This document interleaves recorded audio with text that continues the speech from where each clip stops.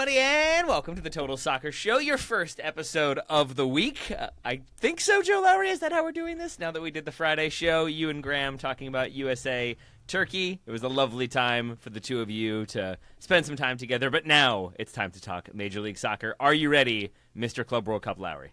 I'm ready. First show of the week. We are sprinting into the summer of soccer as the Gold Cup gets near and near. The Club World Cup gets near and near. Oh, and there were MLS games this past weekend.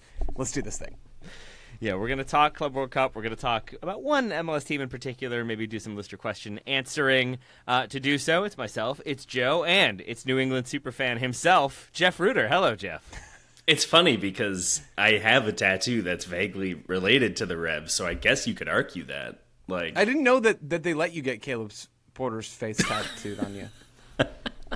Yeah, just his coaching dossier, which is just tackle harder and win a game.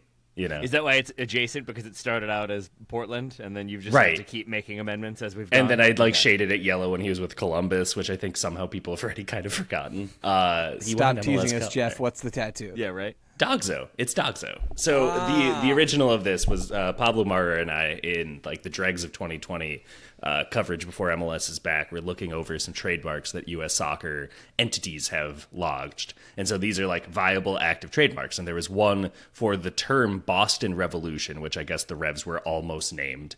And they needed to do a placeholder photo. And so they had this really goofy cartoon dog that has sunglasses on and is prancing away like devil may care. It's like that Life is Good t-shirt campaign that was everywhere in the 90s and 2000s with the stick figure smiles with the big smiles, not just pencil sketches.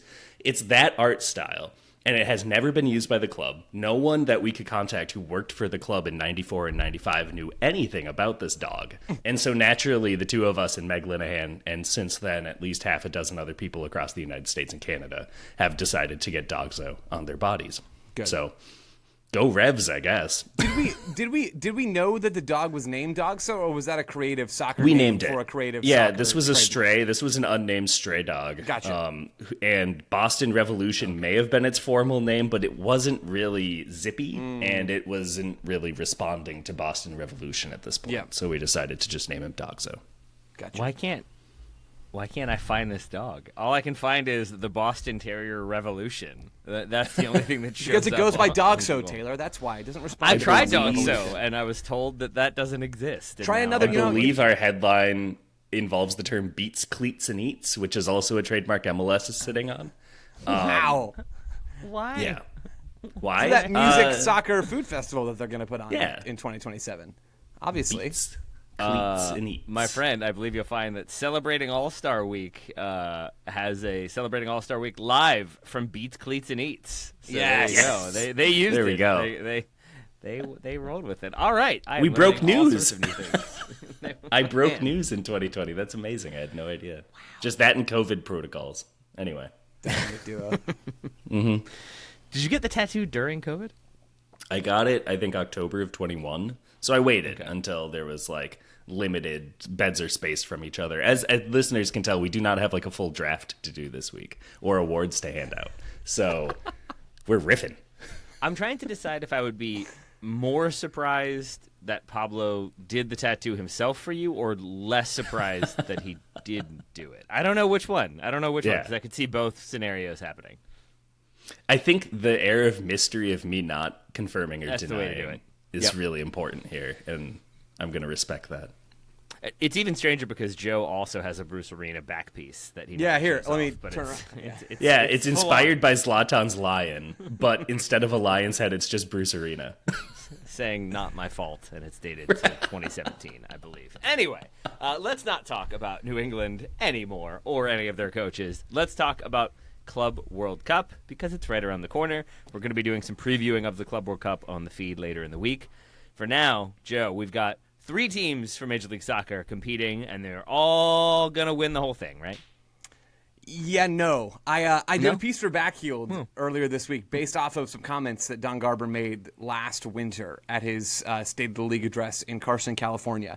And he said, quote, "I saw something in the news today about transfer market values of each Club World Cup club. And clearly MLS he teams didn't. are at the – yes, he did. He said this word for word. And clearly MLS teams are at the lower quadrant of transfer market value. So here's the context here. This State of the League address was like a day, maybe 2 days after the Club World Cup draw. And this is absolutely real. Don Garber sees a graphic of all this and talks about it in his State of the League address and references how, these teams probably aren't going to do great. That's the implied bit. The implied bit from all of this is, as far as this newly expanded 32-team Club World Cup is concerned, keep your expectations low. Now, Garber goes on to say, in classic Don Garber fashion, that's something over time that I hope to be able to see continue to grow as our teams are investing more in players and hopefully generating more revenue to justify that expense. That's exactly the messaging that we expect from MLS and its owners at this point, from a majority of owners at this point. It's what we know. So as far as MLS teams' hopes in this competition go, they're not high right now. I went through and looked at a bunch of different numbers in that piece for Backheel. I think it's interesting. So I don't know. People can go read it if they want to. None of it is particularly surprising, but I pulled those transfer market values. I want you to guess, Taylor, of the 32 teams in this tournament, which MLS club has the highest transfer market value. Which maybe I'll start with a quick explainer of what these are. It's a crowdsourced monetary value that are assigned to every player that can then be combined to form a team's overall squad value. These are not like based on anything other than people writing numbers down. Mm-hmm. At the same time, these figures are used by some data analysts, I know for absolute fact, as a way to sort of come up with a proxy for squad value and like how good teams are. So anyway, with that explanation out of the way, Taylor, which MLS team do you think is highest of the three competing in terms of transfer market squad value? That's the first question. And the second question is, where do they rank out of 32 in this list? I would assume in order it is Miami, LAFC, Seattle, and I would assume that Miami are like near the middle, but like bottom middle, and then I would say the other two are closer to the bottom. Yeah, that's not bad. So Miami are top, then it was Seattle, then LAFC. But you do find a little bit of flipping between all these teams when you look at Opta's club rankings, which are an ELO-based system. Opta had to take some guesses in this, but they're pretty darn similar. So in the transfer market ratings, it is Miami at 20th, Seattle at 23rd, LAFC at 24th. So you are basically bang on there, Taylor, in terms of your expectation of where these teams fall. Good job, Taylor. The Opta rankings have LAFC at 20th, Miami at 23rd, and Seattle at 24th. So, 20, 23rd, 24th, right in that range, and slight variation depending on where the teams actually fall. But the takeaway here is there's a lot of better teams in this competition than the MLS teams, like some teams from Asia and RIP Auckland City and ahead of time. Yeah, right. These MLS teams are up against it in terms of them and comparing to the absolute giants of the competition. There should be no expectation that an MLS team is going to progress far in this tournament. There should only be hope that they're going to get out of the group. Like, I'm not expecting any of these teams to get out of the group. I think it is possible, certainly. It is not the most likely outcome that you would get any one of these teams to progress into the next round. Like Don Garber said, like these teams just do not have as much value, do not have as much talent and good players as a lot of other teams competing in this tournament. It's going to be a lot of uphill sledding. Having not really looked at all the different groups until this conversation, I've mostly looked at the MLS group so far. Why are Salzburg here? Nobody knows. Okay, cool. Just wanted to make sure that was clear. All right. But yeah. On a real note, though, we will talk about all of this on shows coming up this week with great, concise explanations. If you can't tell, Taylor and I have not done our prep yet. The Salzburg one is somehow the strangest one, and that includes like Wydad Casablanca and Esperance de Tunis, which I'm assuming are further down the list than some of the MLS clubs. But Joe, if the goal isn't to win the whole thing, if the goal isn't to get out of the group, is there a goal for these MLS teams? Jeff, you are welcome to share your thoughts as well on that one. What do you think is a realistic goal for these teams? I think the realistic goal is to not embarrass themselves. Okay. But even in Seattle's case, maybe we'll talk about them more specifically in just a second. Man, they were dealt a tough hand for a number of different reasons, even beyond just the group that they're in.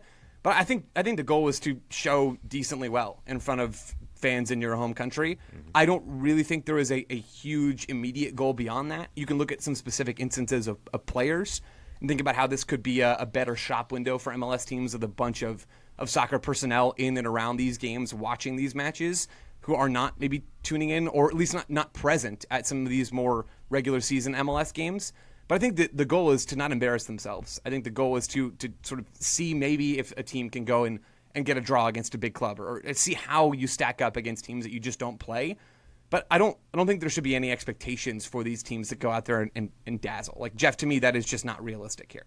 I don't think so. I think when you describe 20th through 24th in terms of like a couple of different metrics, that sounds a lot like a plucky underdog U.S. men's national team entering a 32-team World Cup, right? Where you look and expectations can be, hey, if we can give some teams a good game, if we catch, for example, let's use the Seattle Sounders. Seattle got placed in essentially the group of death, I would argue, when you look at it. You've got Paris Saint-Germain, reigning champions of Europe. You've got Atletico Madrid. You've got Botafogo, who are the reigning Copa Libertadores champion. And then you as well, the Seattle Sounders. Yeah, I would say the only reason why it's not a group of death is because Seattle is in it, which it sounds critical. It's not meant to be critical. It's more so a statement of fact that those other three are just so very strong.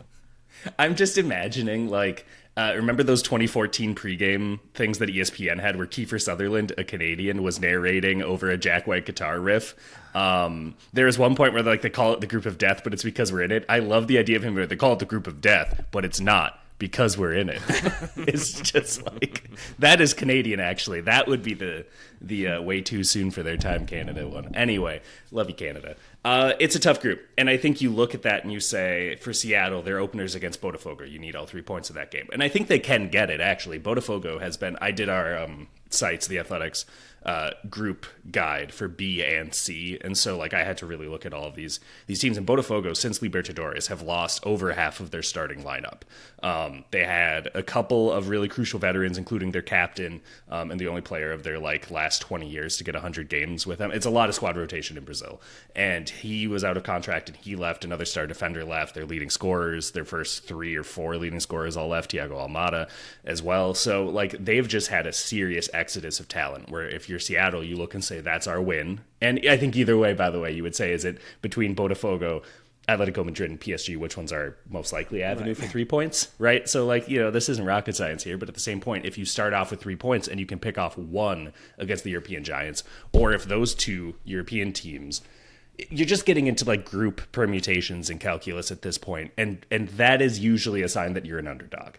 If you're kind of like running these, and again, this is very like U.S. men's national team in like 2010 and 2014, where you're just kind of looking and you're saying, okay, if we get this result and we take these points off of this team, it'll be a little easier. So, I think that there's some competitiveness. I think that the biggest thing would be actually just to remain competitive. I think that will be the proof of concept MLS wants, is if they aren't the league whose teams are getting blown out 8-0, 9-0 and getting those international headlines. They had a little bit of that they had to deal with in 2024 when Inter Miami was on its preseason tour of Saudi Arabia and elsewhere, and they were just getting played off the park there. But they're in midseason form now, so they're hoping that teams will be in a little bit better stead and maybe better prepared than some of these teams that are coming right at the end of their seasons and are kind of desperate for off-season regeneration. All right, let's do this. Let's take a break. We'll come back. We'll talk about each individual team, each individual group, see what our expectations are there. We'll get to that in the next segment. Back soon. Welcome back, everybody. Joe Lowry coming to you for Group A of the Club World Cup. We've got Palmeiras, Porto, Al Ahly, and Inter Miami. Inter Miami starting off on June 14th at home to Al Ahly. Then they've got Porto, then Palmeiras. How are you feeling about Inter Miami coming into this competition? Yeah, Miami are, I think, in a better place in a lot of respects than they've been for a little bit now. Their last MLS game was that 5-1 win over Columbus. That was also when they lost Oscar Ustari in goal. He came off in that game with an injury. I do not know the severity of that injury. Their goalkeeping situation, not great. Their attacking play, though, has been a little bit sharper, and they've been more aggressive running in behind back lines. I think I talked about that on a recent episode. Miami are in decent form. Messi in Argentina have a game tonight as we're recording. You would assume he'll be back into a few days of rest sort of before this game coming up to kick off the tournament on Saturday. That is Miami against Al Ahly. This is, of all the MLS teams, to me, this is the most get-outable of the groups. Not that I'm expecting that to happen, but you look at these teams, there is no true European giant. Not to say that Porto aren't wildly better than Miami. Of course they are. But they are not Atleti. They are not PSG. Miami have the best player in this group, which is something that no other MLS team at this competition can say. And they'll still keep the ball at times. I think that's an interesting thing about Miami compared to LAFC and Seattle.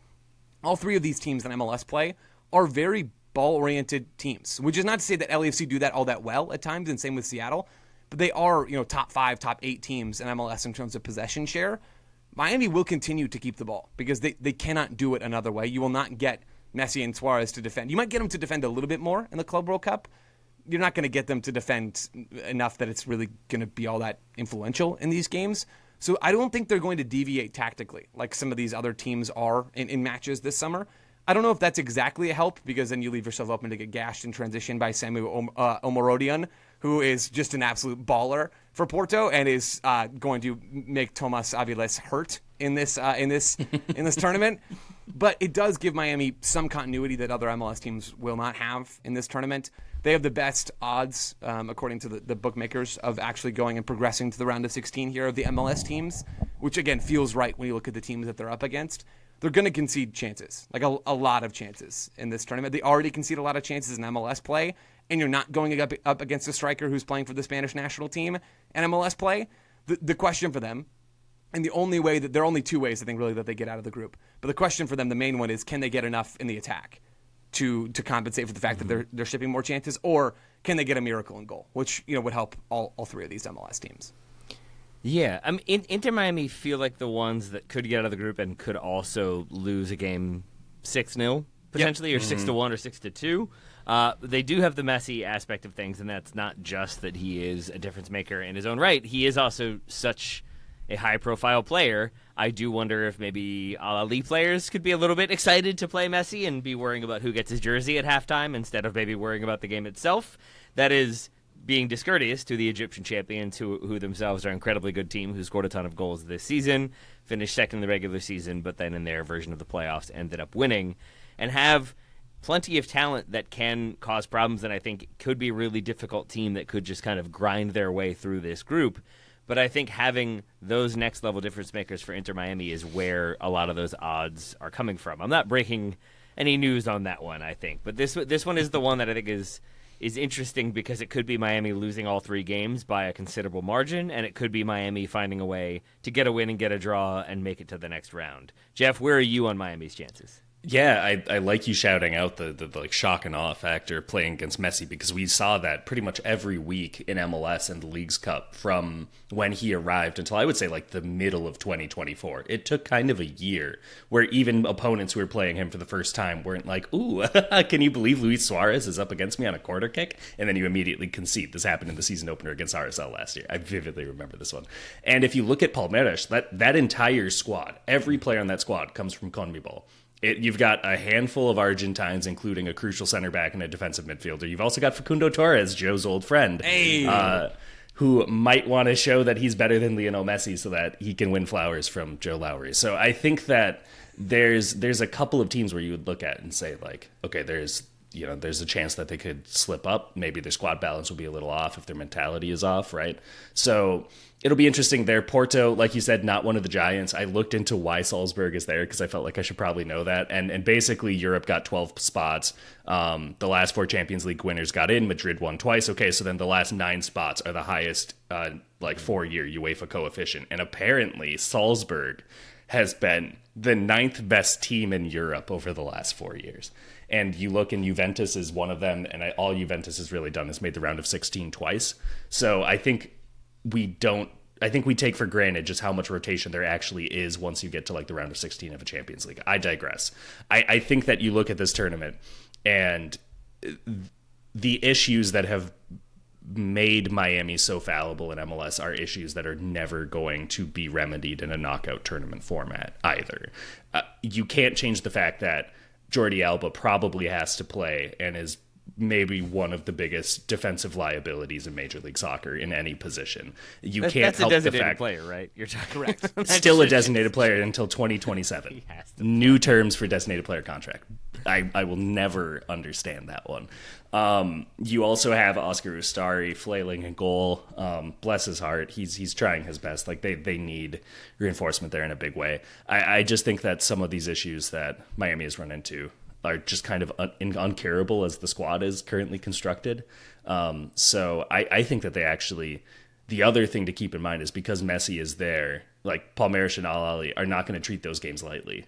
Like, no. It's not going to be a case where you're rotating out so that you can have your A team for Porto. You might actually sacrifice points against Porto because you want to beat Messi, which would arguably be, if you can't win the tournament, maybe the next best thing, Saudi Arabia, 2022, right?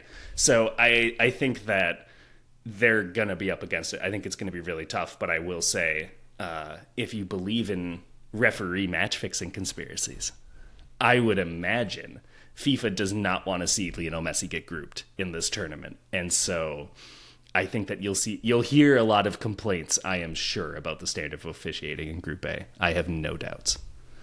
If he takes a free kick and doesn't score it, are they going to? How many times will they call encroachment? Mulligans. Yeah. So there's a mulligan rule now in. Close enough. Goal for Messi. Right. Dead balls only. Right. Yeah. And you go to a Top Golf basically, and you launch them onto different platforms, and then you get points. Perfect. Right. So suddenly he'll get a 500 goal free kick. And then how can he possibly come back? I mean, right? The thing is, you say this in jest, but given the explanation of how it's over here, it feels like a way that they might do, doesn't it? Like tiebreaker coefficient tabulating to eventually get Miami through. Joe, you mentioned the injury to Ustari. If he can't go, is Calendar back, or is he had sports hernia surgery in May? So is he still injured? Are they going to put Jordi Alba in goal? June? Yeah, I think your options if Ustari. Well, let's just say Ustari can go. Because it doesn't change this conversation at all. Your three options in goal are Rocco Rios Novo, Phoenix Rising legend. I will not hear any disrespect from Atlanta United fans on the Argentine GOAT. So I'm going to just pause that right there. Oscar Ustari and William Yarborough. When Jeff's talking about reinforcements, they got the reinforcement already, baby. William Yarborough is in town. Yeah, it's going to be fun. It's going to be fun. Wait, that 10-day window. Yeah, that William Yarborough, the one who is 56 but also 27. I don't actually know how old he is, but he's not as old as I always feel like he should be. I think the framing of all of these MLS teams in the Club World Cup. There you go. We've already established that they are unlikely to advance in the group. I think the way that I'm viewing this tournament is just as chaos. Like, how can I be entertained by the chaos? And Miami are going to be a must-watch. Like, Taylor, you summed it up with saying they could go out there and score 6 goals, or they could go out there and concede 6 goals. They'll be the Inter Miami of MLS in this competition. Like, it is, anything is on the table. Okay, not anything. A lot of things are on the table for Miami in this tournament. The other two teams are interesting in other ways, but when you're looking at the team that has the most potential to captivate and shock and awe of the MLS bunch, which is all I'm about. Like, we should not be expecting MLS teams to succeed in this tournament if we're viewing success as winning games. It's like watching CF Montreal play in Major League Soccer. Like, they're playing by different rules than the teams that are really trying to win stuff. So when you look at Miami, it's really not about, could they make it out of the group? I mean, it's fun. It's fun to talk about this stuff, and same with Seattle and LAFC. But really, it's about, can we have fun while we watch this tournament? And for some people, that answer is going to be no. I think for me, when I watch these MLS teams play, the answer is going to be yeah. Was it 2 or 3 different shots at CF Montreal? I don't know. Sentence? I really was just trying to do one, but I mean, if we want to heap more on the pile, that's fine. Given the state of their defense, I'm assuming they've conceded 2 shots to Joe in that sentence. Well done, Jeff. All right, then we've got the group of death plus the Seattle Sounders. Group B, PSG, Atletico Madrid, Botafogo, and Seattle. Seattle with their first game against Botafogo on June 15th. Then it's Atleti. Then it's PSG. All of those are at home. So that's good. I take what you all have said and agree with it loudly, that it's Seattle with injuries, then getting the toughest competition they probably could have gotten. And on top of it just being like renowned competition, it's an Atleti team that no matter what are going to be stuck in and really difficult to beat. And then it's a PSG team that, as we've talked about many times, I don't know if they can take a day off. I don't know if they can coast. I guess we'll see how much. If Lucho is up on a cherry picker screaming at them in training, we know they are coming out at an 11 out of 10. If he's only screaming at them from ground level, it's just like a 9 out of 10. All the same. I think it's 2 very strong opponents in very different ways. And then you've got Botafogo thrown in, who are themselves no slouch. So I do think this is probably the toughest ask of any MLS team. Do we see any way? I mean, it's basically what PSG and Atleti are here for the vibes and for the summer rays and maybe not taking it seriously, and maybe Botafogo are dysfunctional. It feels like it requires a lot of external factors for Seattle to get something out of it, which again is not meant to be a shot at Seattle, more so just a statement of how difficult this group is. Yeah, and I would assume that if one of the Europeans is going to be a little bit unaware, it might be PSG just because they just won the Champions League, so maybe there's less pressure to do well in this competition, right? So I don't think that levels the playing field per se, but maybe it makes it a little bit less of a mountain to climb. Botafogo, again, they have 3 players who are in active negotiations with Nottingham Forest. Like, just one club to one club, 3 different players. So I think that there's going to be a lot of heads turned and still trying to learn each other's names. And again, they've lost their captain from last year's Libertadores run. So I think if Seattle wants to, and I'm sure that they might, well, I don't know if they want to. They've been protesting it the loudest of the 3 clubs. So maybe they don't want to advance in this competition either, or they're, proactively painting that visage. So that if they get grouped, it'll be, stick it to the man, which is really punk rock of them, and I endorse that wholeheartedly. All that being said, you need to win against Botafogo. Like, that is your clearest roadmap is you beat Botafogo, and then you either need 1 point or there's a lot of draws in this group and you're in the clear. And can they do that? Sure, they might, but at the same point, we've seen the Sounders side go 2-3 games in a row where they look like, yes, this is a Brian Schmetzer Seattle Sounders that looks like they can contend on all fronts and be very tough to break down. And then they'll put in 1 or 2 games, like the one they had over the weekend against Vancouver, where Vancouver is coming into the game and they are openly admitting we might struggle to find 11 healthy players whose bowels will allow them to play a game of soccer, and then go score 1 goal. Seattle completely melts down, gets 2 red cards in like 5 minutes, and then you lost 3-0 against the weakest version of your top competition at the top of the Western Conference, right? So I think that there are still some kind of squad issues there. Nuhu, I think, has been kind of handled with kids' gloves here. He is defensively about as suspect as Jordi Alba at this stage of his career. And I don't say that lightly. I don't know if there is a defender who is more consistent for a why did you do that sort of clearance, header towards goal, missed pass, whatever, than Nuhu Tolo at this stage of his career. And he continues to be unimpeachable in that lineup, either as a left-sided center back where he has some more mobility and he can progress upfield, or as the left back in a back four where he is even more of a defensive liability, in my opinion. So if he starts every game, that'll also be kind of difficult. I think that opponents will find him very fun to exploit. I think it'll be very, very tough. Very tough. Yeah, this is Mo Salah erasure of Nuhu shutting down Mo Salah in Africa not too long ago. I mean, it was probably like 4 years ago now. I'm less concerned about Nuhu specifically in the Seattle team, and more just concerned that there's just no way for them to compete in this group. That's before you even get to the fact that Jordan Morris is expected to miss the Club World Cup with injury. Ymar, Kim Ki-hee have been out injured. Jackson Reagan's only just back from injury. Their center back core right now is just a husk. Honestly, they might lose to PSG by 7 goals. Like, it is going to be, there's no way they advance in this group. It's that simple. Mm-hmm. That said, complaining about the machine itself while being part of the machine itself does feel kind of grunge, and that feels very Seattle to me. So Doesn't punk rock or grunge, either way, it all kind of blends in. Yeah. So there we go. So it feels appropriate that they're here. And then if they do lose all 3, I do like the idea of it being a protest performance, especially if they just down tools and do their own thing during a game. Yeah, they'll just play the man who stole the world, and it'll take 20 years for people to realize what a good pick that was. I couldn't think of the right song, and you did it really quickly. Nicely done, I got you. Well done, sir. Joe, any grunge references for you? Yeah, grunge. Woo! Let's go to Group D then. We've got Flamengo, Esperance de Tunis, the Tunisian champions who are here because they had one of the best coefficient rankings in Africa, I think is the answer. See? Mm-hmm. We're getting more specific. Someone's as we been go. doing their research. Woo. Yeah. I did a lot of reading on Esperance de Tunis and Tunisian football. It was interesting. Flamengo, Esperance de Tunis, Chelsea, and LAFC.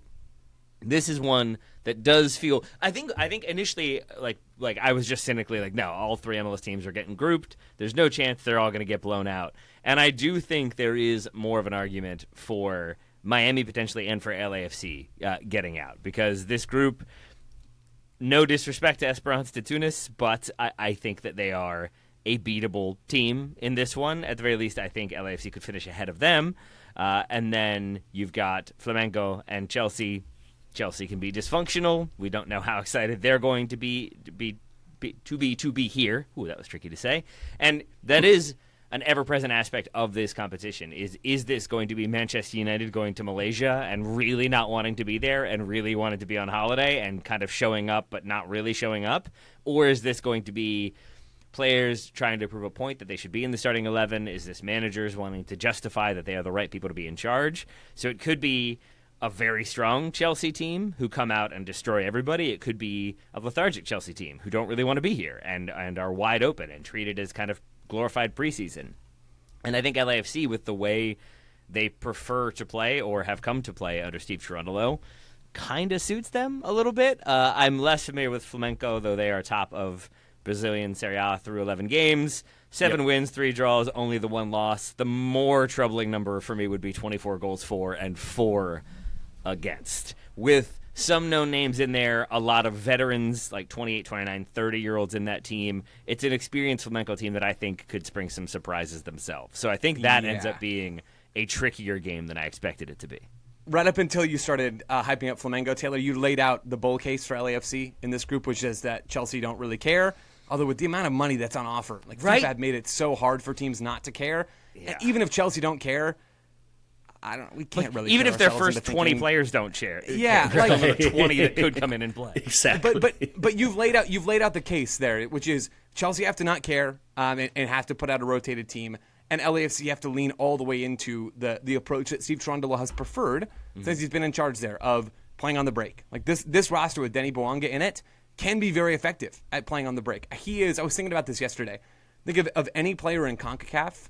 Denny Bouanga is probably the scariest one to see sprinting at you at full tilt and transition. He is scary. And we've seen when he was in Ligue 1, I think he can score against any team in the world. Like Denny Bouanga, I think, is a legit Champions League level attacker. Not for a Chelsea, but I think he is probably still underrated in how good he is. And I think he will get some in this competition. He got LAFC here. I think he will show up in the group stage. But, man, you forget Chelsea, who we know even if they play players 20 through 31, like they're still going to be scary good. Flamengo have 15 designated players in that roster. Like Flamengo are so good.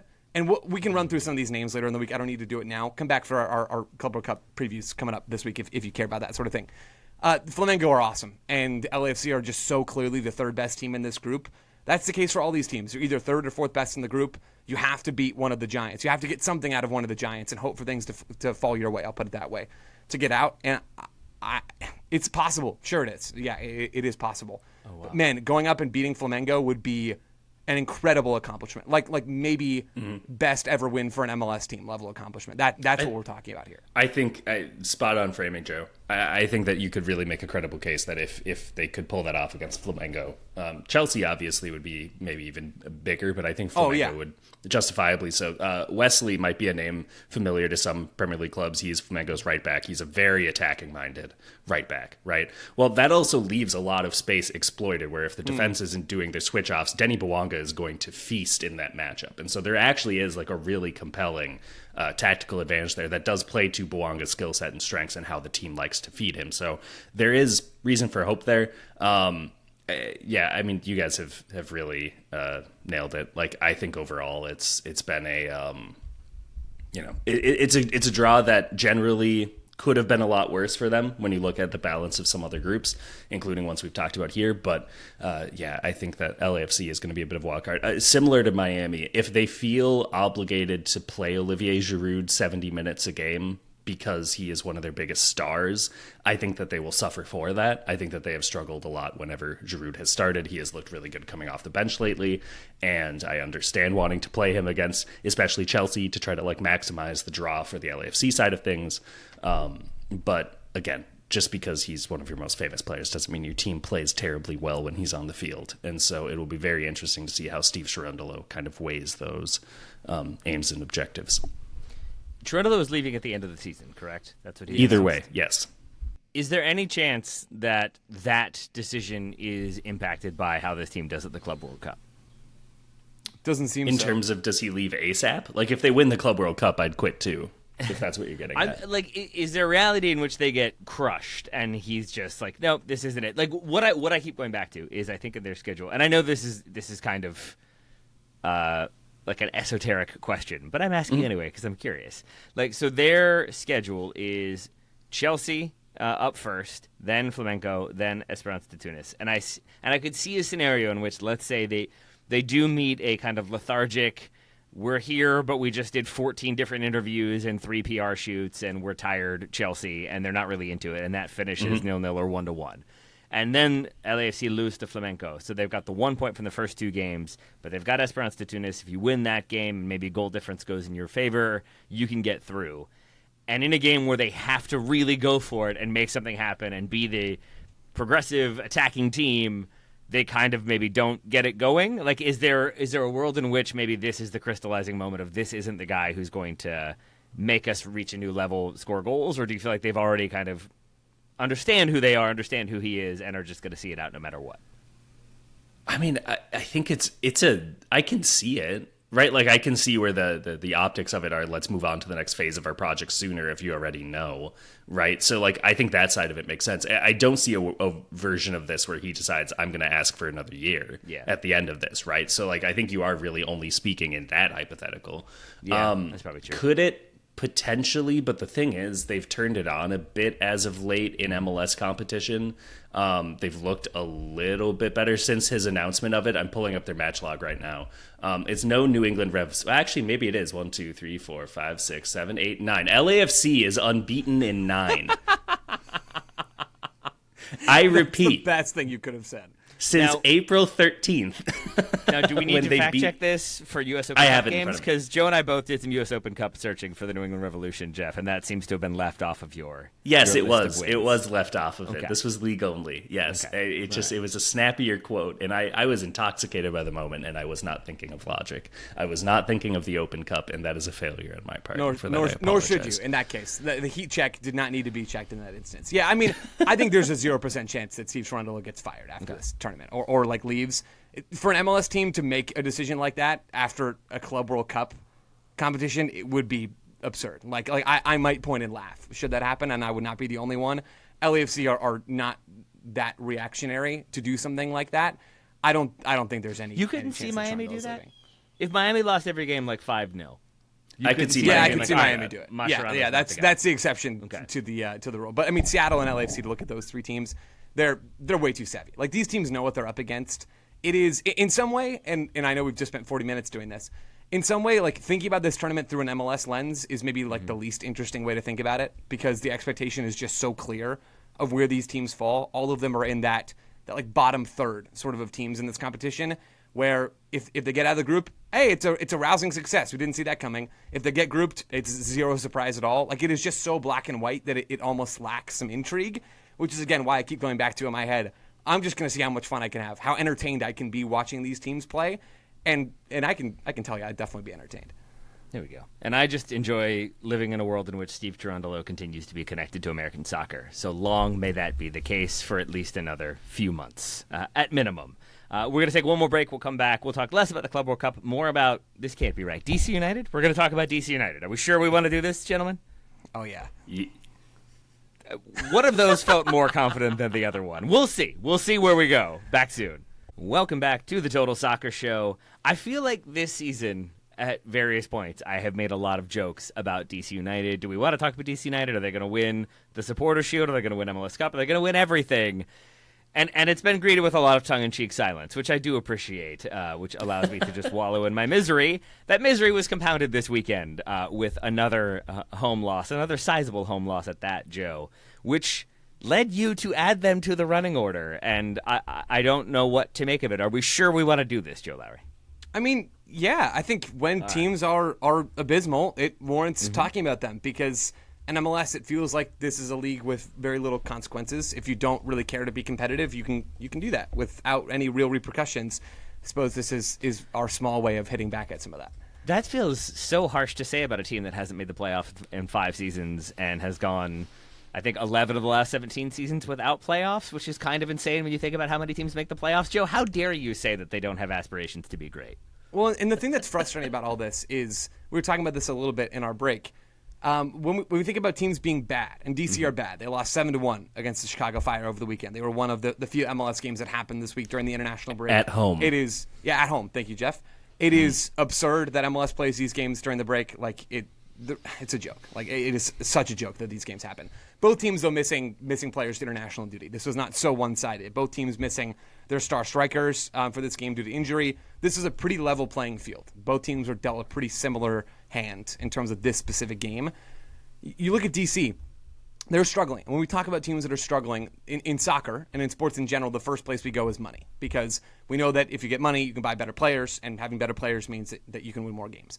Well, at MLS, there is no correlation, zero, between spending and success. Toronto FC can go out and spend all the money they want. It has not helped them become a successful team in Major League Soccer in recent years. There is no correlation. The Philadelphia Union barely spend anything on their first team roster. They spend a bunch on the academy, so they are spending stuff, but they don't spend on the first team, and they're maybe going to win the Shield this year. So I just want to be clear about that. It is not that DC have to spend more money to be competitive. That's not how this works. Now, there is blame on ownership for their problems, but when a team is not doing anything remarkably well, and when they're getting blown out, they lost 6-1 to San Jose earlier this year on the anniversary of the very first game in MLS history between DC United and San Jose. And then they come in and lose 7-1 just a little bit later. Yeah, it's embarrassing. And I think it bears some discussion here of like, where does the blame fall? And I think there are plenty of answers to that question. It's such a big question with so many answers that it could probably be its own whole episode. It could probably be its own whole mini-series if we wanted to go that route, because we're talking about a club that for the first few years of the league were dominant and had the Bruce Arena as he was becoming like that Bruce Arena, but they had some of the most like beloved figures, maybe not in MLS history, but not far removed from it. Certainly in DC history, Marco Echeverri reigns supreme in how much supporters love him. Eddie Pope is on that list as well. John Harkes, Raul Diaz-Arce, Jaime Moreno, all like key parts of that team and key names in the league. And then it just kind of continues to fall down from there, and that goes back to Ben Olsen being the coach and then the kind of series of coaches they go through to get to this point. But it is the change in ownership. It's with the departure from RFK Stadium, moving to Audi Field. There's just been so many moments where it felt like things could be righted, the ship could be turned around, and yet here we are in kind of the same situation, which is why that question of what's gone wrong and how do you fix it, to me, is so murky. And with that kind of preamble out of the way, Jeff, I turn it to you to fix the whole solution. Yeah, and it's simple as that. So I'm glad that we're here. No, look, I mean, I was looking at like their last 7 years of underlying numbers since 2019. I went back to, and that was the last full season of Ben Olsen. He left at the end of 2020, right? And they played 23 games that year. They have had a positive goal differential just once over the last 5 seasons since departing him, and that was a +2 in 2021, a year in which they famously like walloped Chris Armas's Toronto FC 7-1, which, you know, history repeating itself. Timely. Here. If you remove that one result, it's a -4 goal differential. So I know that you can only play the schedule you have, but there has never been a time where DC United has been average value in terms of just score lines. When you look at expected goal difference, you'll see a similar trend there. I think that I like how Taylor frames it as like a lot of missed opportunities where there were waves, especially I would say. I think that the biggest one I can remember is when Wayne Rooney arrived right around the time that Audi was opening. And so there was this whole big like, okay, now DC is here, right? And then it just fell apart, right? Like, I mean, sure, no one predicted 2020 in the world, clearly, or else we would have been maybe better prepared for it. But at the same point, like, it put an end to what could have been a promising era. So I can understand if there is some... it's easy to sort of excuse why that momentum kind of sputtered out. But overall, we talk so often about these, like, legacy MLS clubs that had struggled in the back half of the 2010s to keep pace with the new kids, right? And how you had a stretch where it was the Timbers and the Sounders and Atlanta and Toronto, I guess, once, because they basically were an expansion club for a second time in like 2013 once they learned how to build a coherent squad from the top down. There were just a lot of clubs coming in, LAFC, that were doing things better than the legacy clubs. And it was a big hand-wringing moment towards 2019 or so of, okay, how do we get these clubs that helped found the league?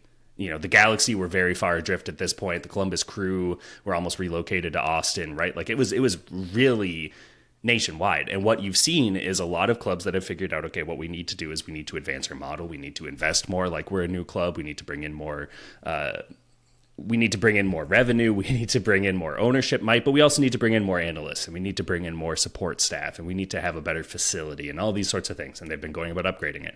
And so you can see that happen with Columbus winning 2 MLS Cups. The Galaxy punt on this year, obviously, but are able to retool to win MLS Cup in 2024.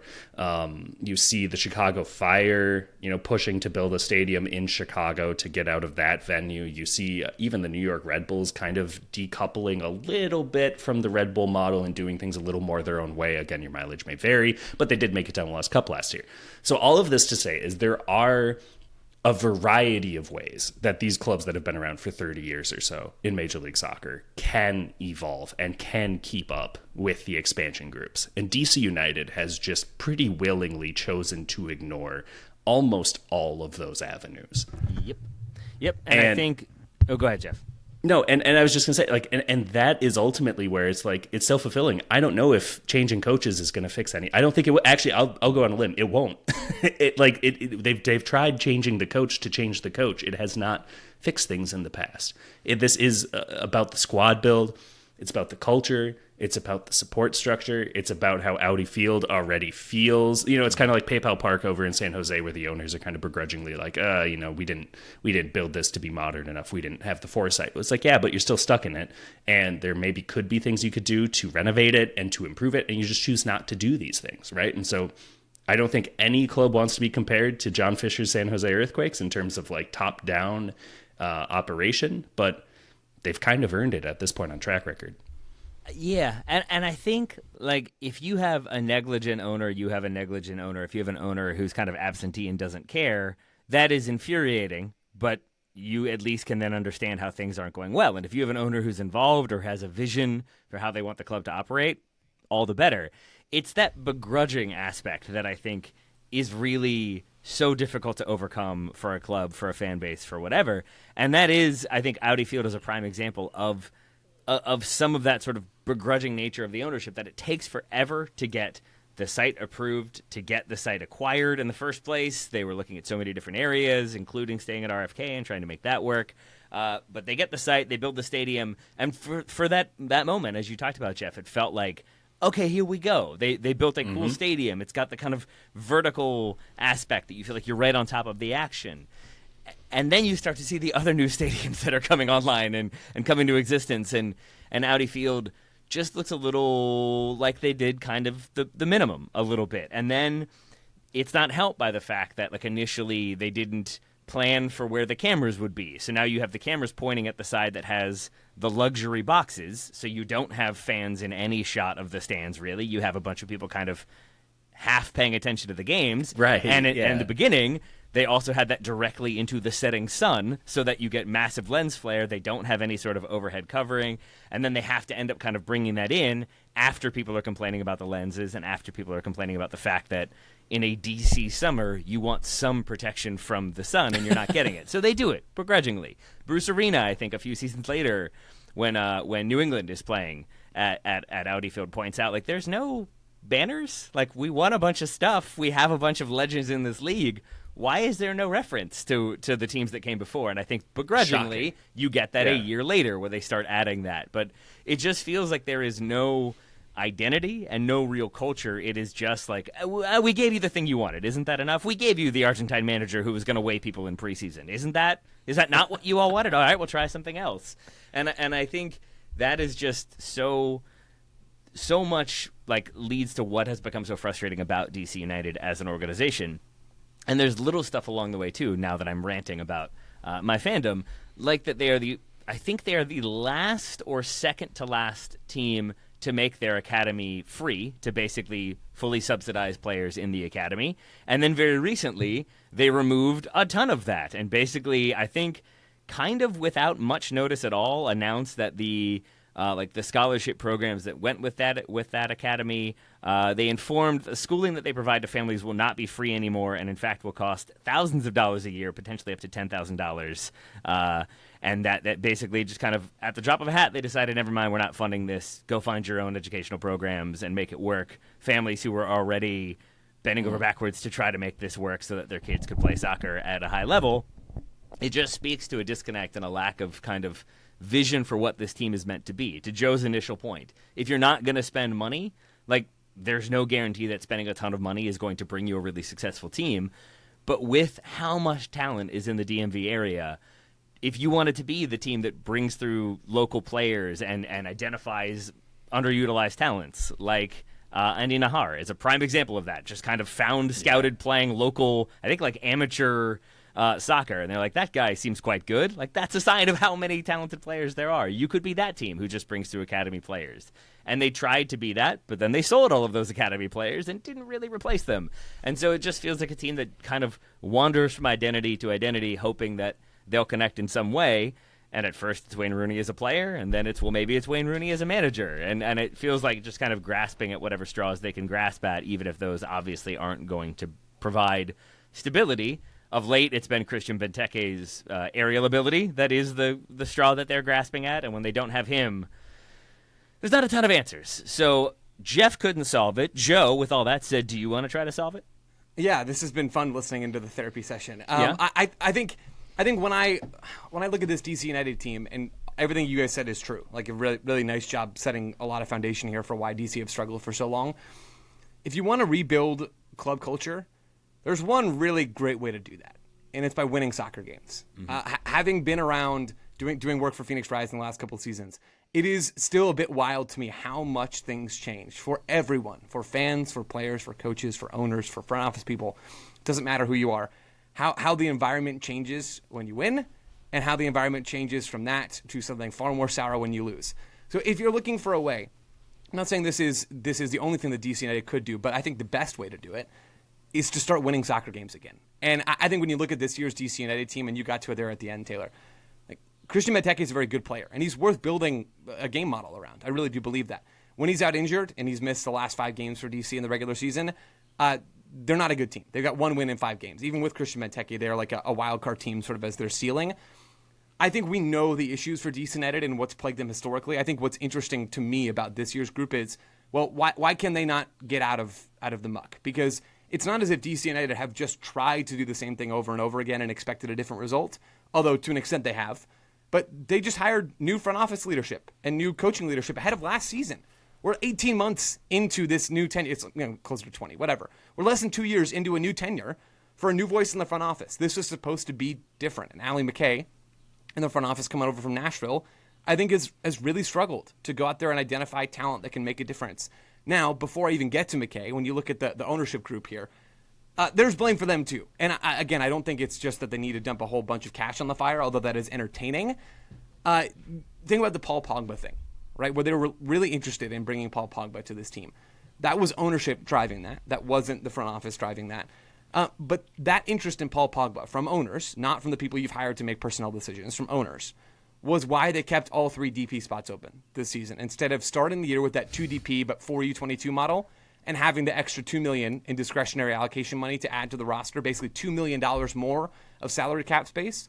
That's why they did that. And MLS allows you to start the year 2-4, and you just get $1 million in allocation money. Then you can switch it in the summer and go 3-3.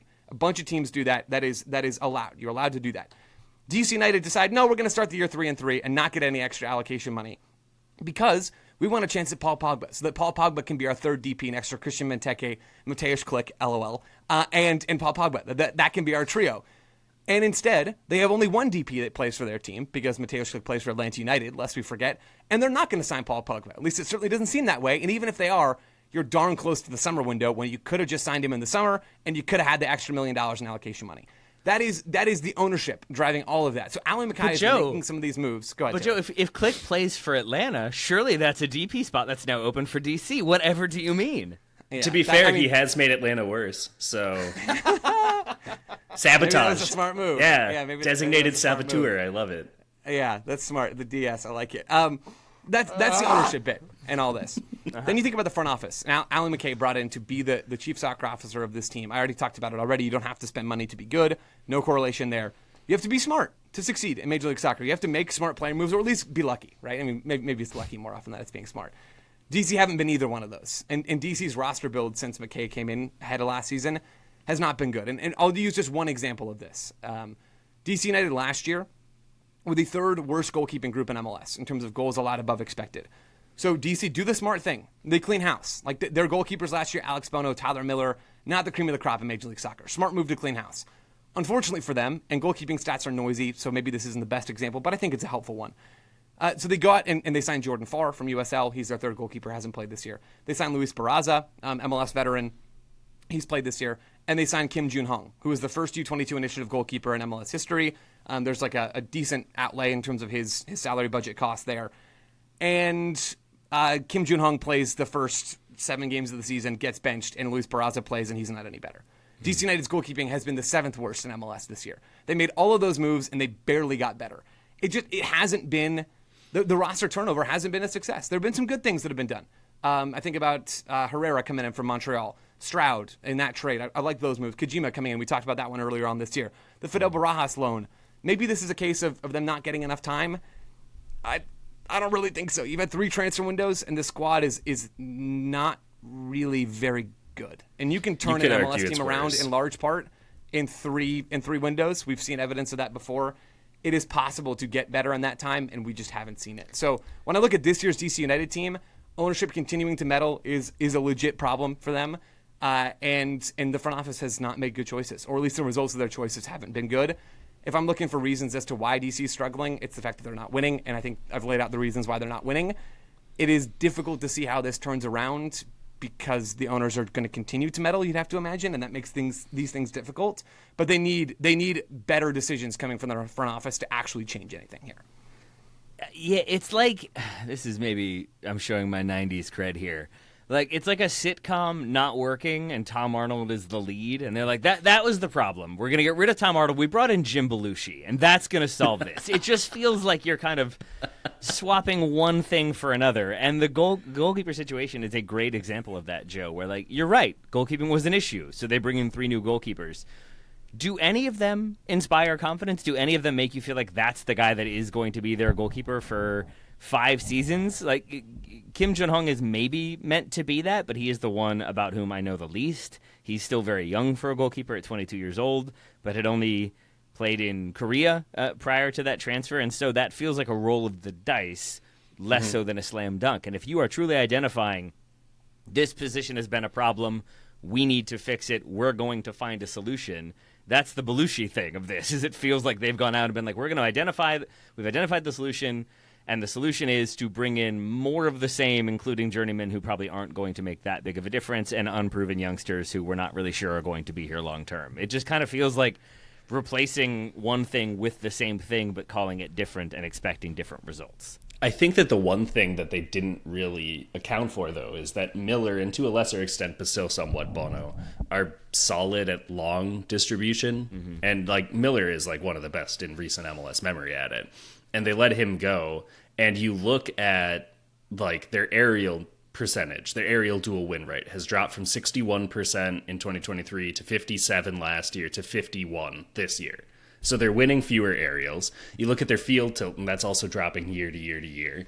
And it just seems like they kind of changed a game model where it's like we built this whole thing around a really good aerial threat at striker, and then we took away our way to give service to said player, and we expected things to go well. Because granted, I don't think Benteke gets enough credit for how good he is when he's running onto a ball in transition beyond a defensive line. That is still also very much one of his strong points, is like reading movement, breaking beyond onto a long ball, running onto it, and then finishing with his feet. He's very good at that still.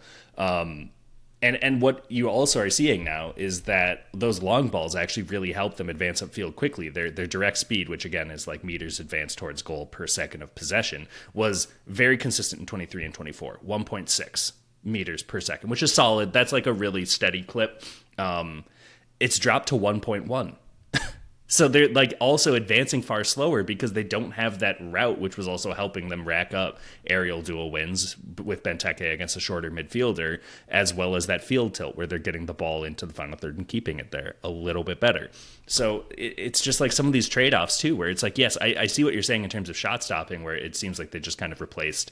But honestly, they didn't even really. It's like you had to get rid of Tom Arnold, but like, you also don't really want to play to that one special little quirk that he had that made him kind of decent. So you leaned into Brad Garrett, and then the whole show just gets kind of sleepy, right? Like, That was the better actor to go with.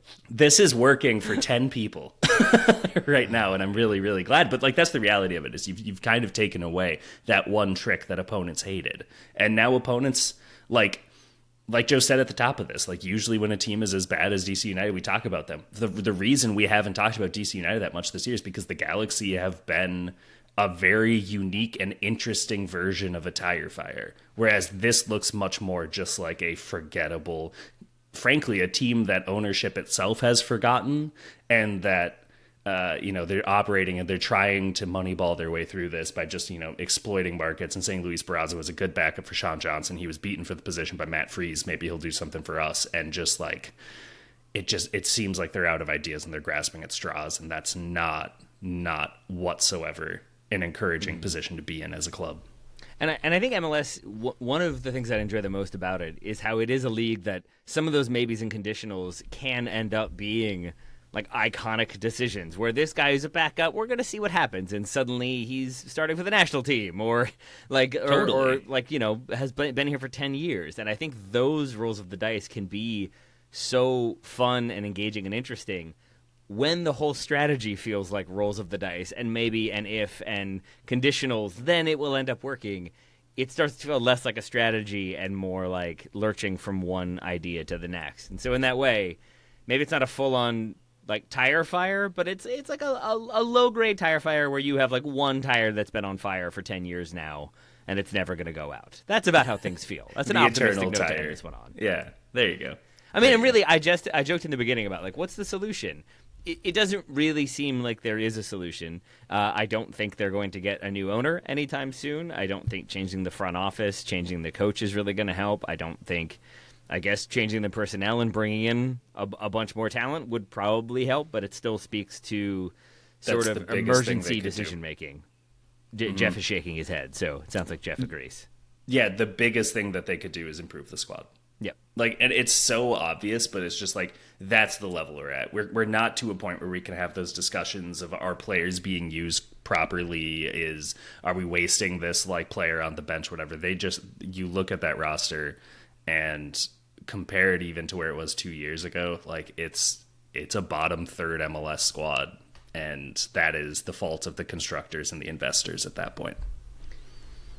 I don't know how you watch Paul Pogba, and you haven't been able to watch him for some time. That's how, yeah. Game, but like, how do you watch him and think that's the guy that's going to pull this team together, and not at all be a dissatisfied player who doesn't want to be here at all when we're just lumping it over his head to our forward?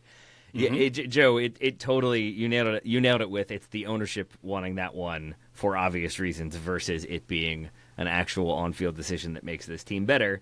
So it feels like maybe this is the last time we need to talk about DC United for a while, but it felt cathartic to at least get some of the frustration out there. So I appreciate you all giving me that opportunity. Yeah, I think you ship 7 goals, you get shamed. I think that's how it goes. So until DC United lose by another massive scoreline and concede 7 goals, then we'll talk about them again. Should we introduce the TSS shame segment where we just mention teams that should be shamed for their respective losses that weekend? All right, yeah, cool. That sounds good. Yeah. We'll just touch base on the shame cycle. Good. Well, we did have some listener questions, but we've gone long as we are wont to do, so maybe we'll save those for next week. But Joe, we did have a quick one. Who wins a game between MLS All-Stars and the Saudi Pro League All-Stars? Saudi? Find out next week. Okay. Joe's teasing it. I'm happy to answer right now with Saudi Arabia and say we answered at least one listener question. But let's do that in more detail next week. For now, Jeff Reuter, thank you for bringing all the knowledge and insight and letting me vent. Of course. And Joe Lowry, the same to you, but with glasses. Oh, thanks, Taylor. Listeners, thank you all so much. DC supporters, I feel you. We'll talk to you next week.